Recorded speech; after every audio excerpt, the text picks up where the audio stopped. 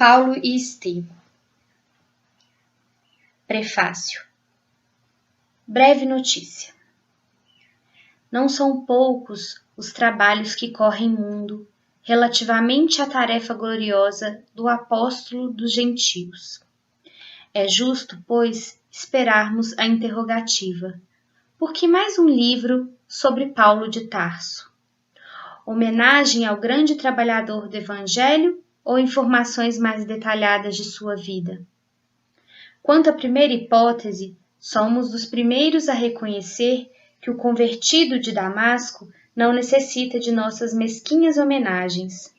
E quanto à segunda, responderemos afirmativamente para atingir aos fins a que nos propomos, transferindo ao papel humano, com os recursos possíveis, alguma coisa das tradições do plano espiritual acerca dos trabalhos confiados ao grande amigo dos gentios. Nosso escopo essencial não poderia ser apenas rememorar passagens sublimes dos tempos apostólicos, e sim apresentar, antes de tudo, a figura do cooperador fiel, na sua legítima feição de homem transformado por Jesus Cristo e atento ao divino mistério. Esclarecemos ainda que não é nosso propósito levantar apenas uma biografia romanceada. O mundo está repleto dessas fichas educativas, com referência aos seus vultos mais notáveis.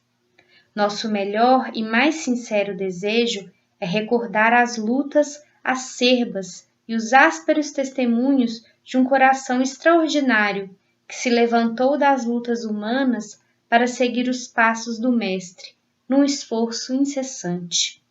As igrejas amornecidas na atualidade e os falsos desejos dos crentes nos diversos setores do cristianismo justificam as nossas intenções.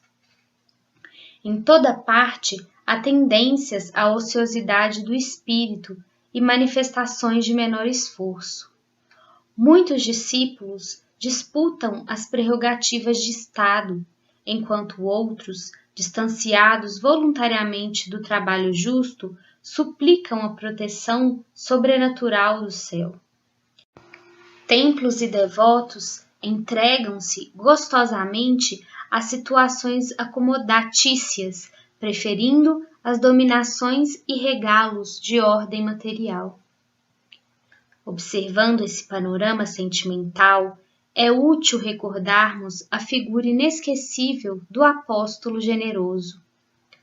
Muitos comentaram a vida de Paulo, mas, quando não lhe atribuíram certos títulos de favor, gratuitos do céu, apresentaram-no como um fanático de coração ressequido.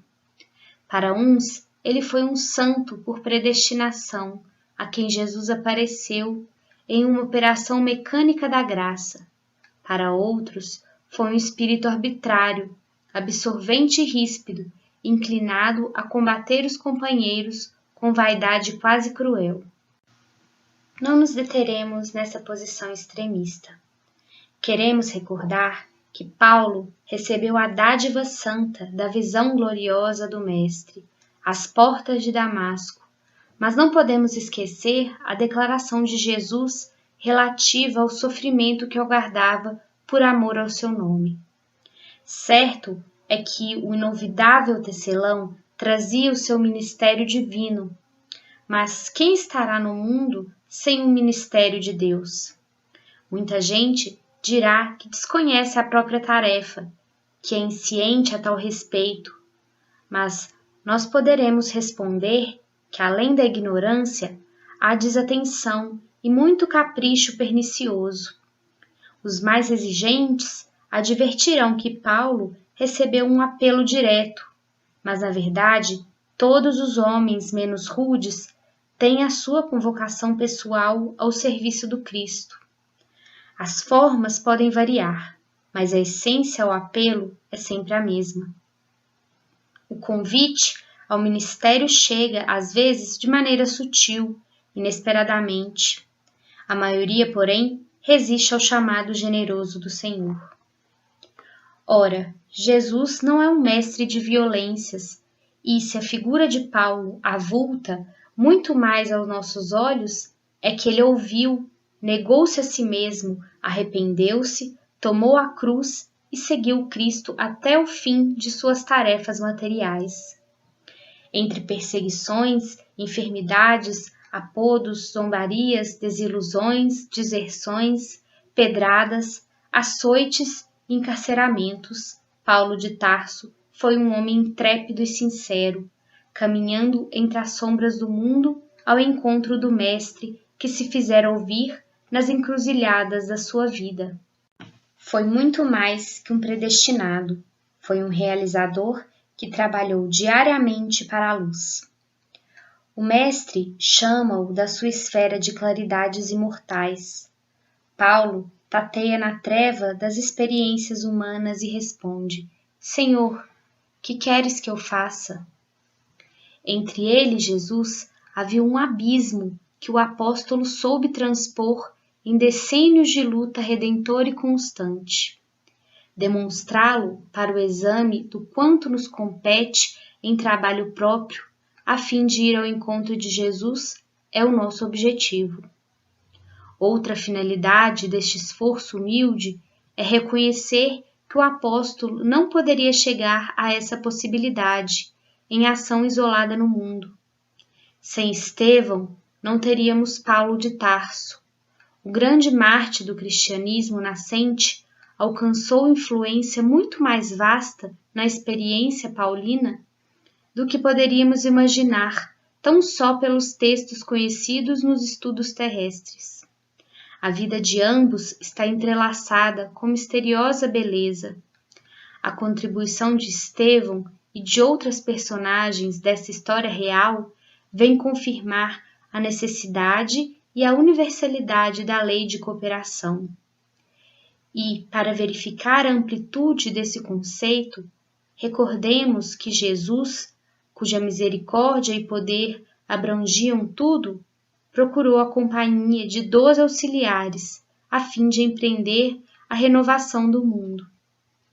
Aliás, sem cooperação não poderia existir amor, e o amor é a forma de Deus que equilibra o universo. Desde já, vejo os críticos consultando textos e combinando versículos para trazerem à tona os erros do nosso tentame singelo.